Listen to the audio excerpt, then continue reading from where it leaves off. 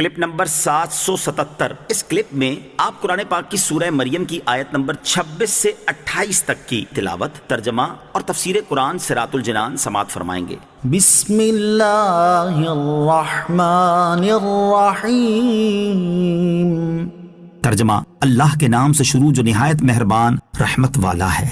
فَكُلِي وَاشْرَبِي وَقَرِّي عَيْنًا فَإِمَّا تَرَيِنَّ مِنَ الْبَشَرِ أَحَدًا فَقُولِي إِنِّي نَذَرْتُ لِلرَّحْمَنِ صَوْمًا فَلَنْ أُكَلِّمَ الْيَوْمَ إِنسِيًّا۔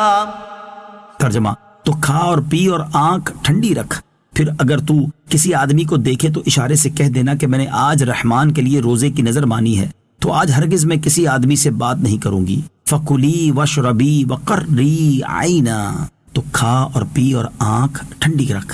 اس آیت کا خلاصہ یہ ہے کہ حضرت مریم رضی اللہ تعالیٰ عنہ سے فرمایا گیا کہ آپ کھجوریں کھائیں اور پانی پئیں اور اپنے فرزند حضرت عیسیٰ علیہ السلام سے اپنی آنکھ ٹھنڈی رکھیں۔ پھر اگر آپ کسی آدمی کو دیکھیں کہ وہ آپ سے بچے کے بارے میں دریافت کرتا ہے تو اشارے سے اسے کہہ دیں کہ میں نے آج رحمان کے لیے روزے کی نظر مانی ہے، تو آج ہرگز میں کسی آدمی سے بات نہیں کروں گی۔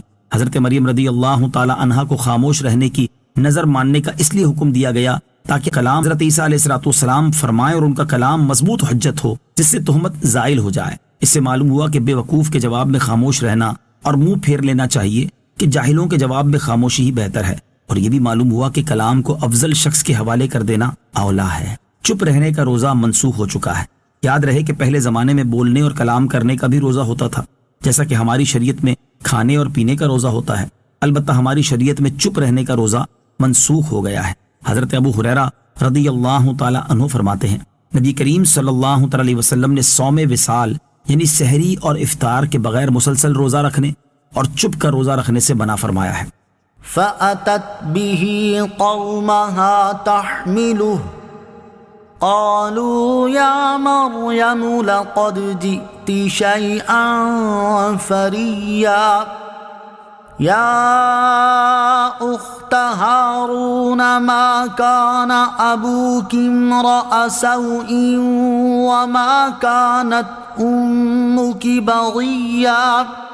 ترجمہ، پھر عیسیٰ کو اٹھائے ہوئے اپنی قوم کے پاس آئیں تو لوگ کہنے لگے، اے مریم، بے شک تو بہت ہی عجیب و غریب چیز لائی ہے۔ اے ہارون کی بہن، نہ تو تیرا باپ کوئی برا آدمی تھا اور نہ ہی تیری ماں بدکار تھی۔ فَأَتَتْ بِهِ قَوْمَهَا تَحْمِلُهُ، پھر عیسیٰ کو اٹھائے ہوئے اپنی قوم کے پاس آئیں۔ اس آیت اور اس کے بعد والی آیت کا خلاصہ یہ ہے کہ حضرت عیسیٰ علیہ السلام کی ولادت کے بعد حضرت مریم رضی اللہ تعالی عنہا انہیں اٹھائے ہوئے اپنی قوم کے پاس آئیں۔ جب لوگوں نے حضرت مریم رضی اللہ تعالی عنہا کو دیکھا کہ ان کی گود میں بچہ ہے تو وہ روئے اور غمگین ہوئے، کیونکہ وہ صالحین کے گھرانے کے لوگ تھے، اور کہنے لگے، اے مریم، بے شک تم بہت ہی عجیب و غریب چیز لائی ہو۔ اے ہارون کی بہن، نہ تو تیرا باپ عمران کوئی برا آدمی تھا اور نہ ہی تیری ماں حنا بدکار عورت تھی، تو پھر تیرے ہاں یہ بچہ کہاں سے ہو گیا؟ یا اخت ہارون، اے ہارون کی بہن۔ حضرت مریم رضی اللہ تعالیٰ عنہ کو ان کی قوم کے لوگوں نے ہارون کی بہن کہا۔ اس ہارون سے کون مراد ہے؟ اس کے بارے میں قول یہ ہے کہ ہارون حضرت مریم رضی اللہ تعالیٰ عنہ کے بھائی کا ہی نام تھا۔